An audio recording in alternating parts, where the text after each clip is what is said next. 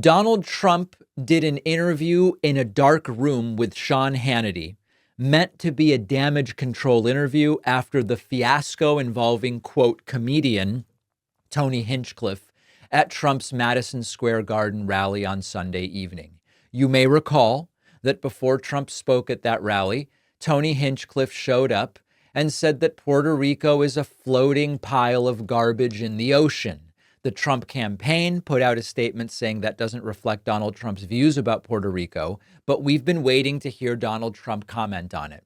Trump tells the most unbelievable lie you can imagine, which is he doesn't know anything about Tony Hinchcliffe, doesn't know who he is, doesn't want to know who he is, didn't hear the comment, doesn't know a word about it. I want you to consider whether this could even theoretically be the truth. I'll tell you my view in a moment. I don't even know if you were there for the whole thing. I don't know what time you got there. I was told and made aware that you had no idea about this comedian who made comments. I have no idea who he is. Somebody said there was a comedian that joked about Puerto Rico or something, and I have no idea who he is. Never saw him, never heard of him, and don't want to hear of him. But I have no idea. They put a comedian in, which everybody does. You throw comedians in. You don't vet them and go crazy. It's nobody. It was in the teleprompter. It was vetted. Trump is lying, but there's a bigger lie, which we'll address in a moment. His fault. But somebody said some bad things. Now, what they've done is taken somebody that has nothing to do with the party, has nothing to do with us, said something, and they try and make a big deal. But I don't know who it is. I don't even know who put him in. And I can't imagine it's a big deal. I've done more for Puerto Rico than any president, I think, that's... So Trump is saying he said some stuff, don't know what he said, don't know who he is, don't want to know who he is, wasn't there, doesn't matter. It just I have no idea. No one believes this. Trump watches everything. He watches the rallies as he is on his plane on the way to the rallies. He knows every narrative. Why is Trump now constantly talking about how he has no cognitive decline? It's because he watches all of the other coverage, which is increasingly pointing out that Trump seems to be suffering from cognitive decline. He watches everything. He's obsessed with watching coverage of himself, his rallies, everything he does. And we're supposed to believe he hasn't seen the Puerto Rico clip anywhere, even though it has been everywhere for days, doesn't know who Tony Hinchcliffe is, doesn't know how he got there. It wasn't vetted, even though this stuff was on the teleprompter. It is a pathetic lie, and it's one that people who want to keep supporting Trump will probably accept. Now, I want to say one other thing about this, which is just so funny. Imagine being Tony Hinchcliffe, where you do this, you tell these jokes about black people and watermelon and Puerto Rico being garbage in the ocean. Half the country is disgusted by it at its face. Even some Trumpists are disgusted by it. There were people in the room at Madison Square Garden where when he told the Puerto Rico joke, and it's weird to even call it a joke because it's not funny. When he tells his Puerto Rico joke, even the reaction in the room was muted. So you alienate half the country completely, another portion of the MAGA people, but at least hopefully there will be someone embracing you, right? And now Trump goes, had nothing to do with me, said some bad stuff, don't know who he is, don't want anything to do with him, don't want to know who he is. What a disaster for Tony Hinchcliffe. And it's not even about, oh, he's getting canceled.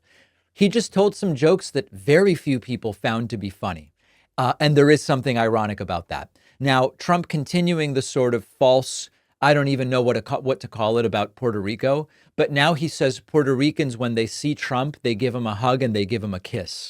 With Hispanics, but I've had really great relationship with Puerto Rico and people from Puerto Rico. They love, every time I go outside, I see somebody from Puerto Rico, they give me a hug and a kiss. They're giving Trump hugs, and aren't they?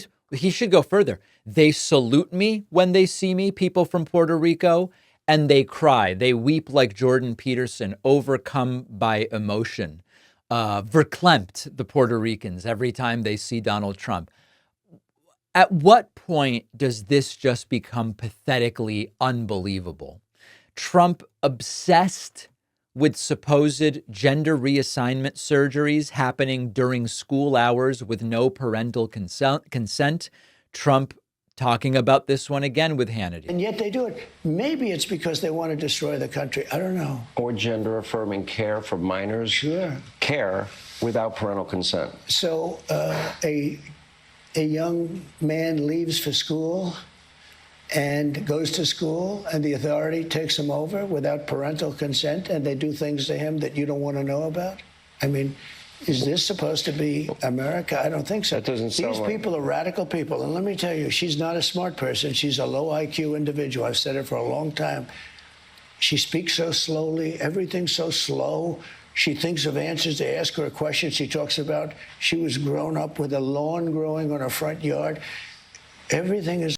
So if Sean Hannity were a serious person, when Trump tells this ridiculous story about how kids go to school, a boy goes to school and comes home a girl. If Hannity were serious, he would say to Trump, you know, you've mentioned this before. Can you tell us about an incident where this happened? Can you point to somewhere? Oh, well, it happened in Ogden, Utah, or it happened in Fort Wayne, Indiana. And little Stephen went to school.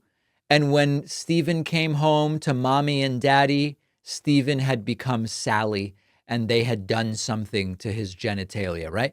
There are no stories because it doesn't exist. And Hannity just sits there and nods. It would be the simplest thing to do to just say, give me one example. Give me one example.